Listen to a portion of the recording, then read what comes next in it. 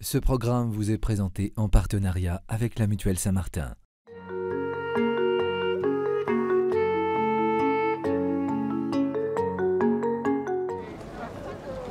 Lourdes, automne 2011.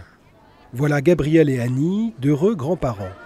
À côté d'eux, Vincent, leur fils, et sa femme Sophie, leurs 4 enfants et une petite nièce, tous réunis pour un week-end pas comme les autres. On est venus en famille pour faire un pèlerinage. Les enfants n'étaient jamais venus à Lourdes. Mon mari et moi, on était déjà venus pour le Frat, des rassemblements comme ça, mais pèleriner en famille, on ne l'avait jamais fait, donc c'était une opportunité. Une opportunité proposée par les sanctuaires de Lourdes qui organisaient pour la première fois une rencontre des familles. Le principe, venir en pèlerinage avec des membres de sa famille d'une autre génération. Non, mais c'est pas un joujou, ça. C'est papé à son âge, il faut qu'il ménage. Une idée que Sophie a tout de suite proposée à ses beaux-parents. Moi j'avais envie d'y aller, mais Gabriel un petit peu moins quand même. Il était un peu réticent. Mais quand j'ai su que nos enfants y allaient, que Sophie elle était la première inscrite sur le diocèse avec ses 4 enfants, j'ai trouvé ça formidable et j'ai dit ah là là, faudrait peut-être qu'on y aille quand même. Une conspiration, on m'a fait comprendre que j'avais pas le choix. Et si le grand-père s'est laissé convaincre, c'est bien parce que la foi familiale est contagieuse. Pour petits et grands, la famille est depuis toujours le terreau dans lequel la foi se transmet. C'est le premier endroit où un être humain qui naît peut se familiariser avec Dieu. Mais il ne peut le faire que si autour de lui il y a un contexte favorable, s'il y a des parents qui croient, qui prient et qui lui montrent un visage de Dieu qui est un visage aimant et paternel. Les enfants ne se trompent pas. Un enfant ne se trompe jamais lorsqu'il voit chez ses parents une attitude cohérente par rapport aux convictions assumées et professées. Prenons l'exemple de la messe du dimanche. Un enfant qui voit ses parents ne jamais sacrifier ce rendez-vous dominical avec le Seigneur.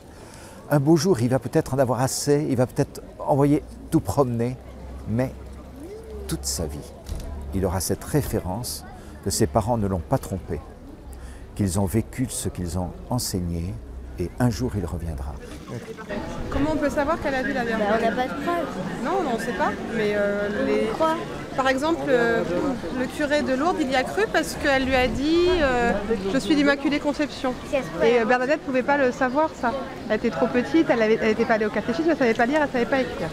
Donc elle n'avait pas pu l'entendre à la radio, ni sur Internet. Ah non, il n'y avait pas la radio non plus. Si ce pèlerinage est un temps fort de questions et de partage, c'est au quotidien que Sophie et Vincent essaient de vivre la foi avec leurs enfants. On essaie de prier en famille tous les jours. On essaye. Bon, voilà, on essaye de prier en famille. Les enfants vont au caté. Nous, on est assez engagés dans notre paroisse, donc ils ont aussi cet exemple-là. On va aussi à la messe en famille.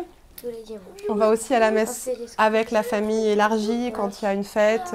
Bénissez Seigneur ce repas. Encore. Pourtant, ce partage de la foi entre les générations n'allait pas de soi durant l'enfance de Sophie et Vincent. On voyait des prêtres qui venaient manger à la maison, c'était plutôt festif, on allait à la messe, mes grands-parents étaient pratiquants aussi, mais on n'en parlait pas, il y avait peut-être un côté tabou, je ne sais pas, en tout cas on ne partageait pas là-dessus, quoi. Mais si la foi semblait une évidence il y a encore quelques décennies, ça n'est plus le cas aujourd'hui. Et la transmission de la foi ne peut plus se passer de la parole des grands-parents. Les grands-parents transmettent, mais ils n'ont pas la responsabilité de l'autorité. Donc quand ils parlent, ils sont libres. Les petits-enfants, quand ils reçoivent ce que les grands-parents ont dit, ils peuvent affecter de le recevoir sans être engagés, mais en réalité, cela porte beaucoup de fruits. En plus, c'est vrai que les grands-parents, quand l'âge vient, et parfois le grand âge, montrent un visage apaisé des relations avec Dieu.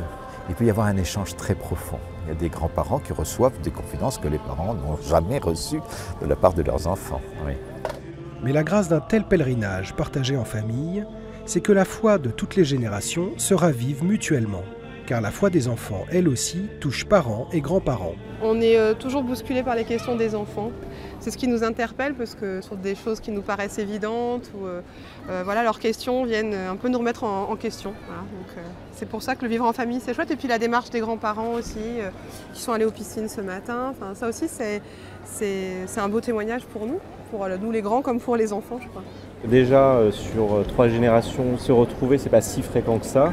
Mais là, en plus, se retrouver en pèlerinage à Lourdes, c'est assez exceptionnel. Je ne sais pas si on aura l'occasion de revivre ça. Peut-être qu'un jour, ça sera nos enfants qui nous traîneront à leur tour. Et voilà, c'est un moment assez unique.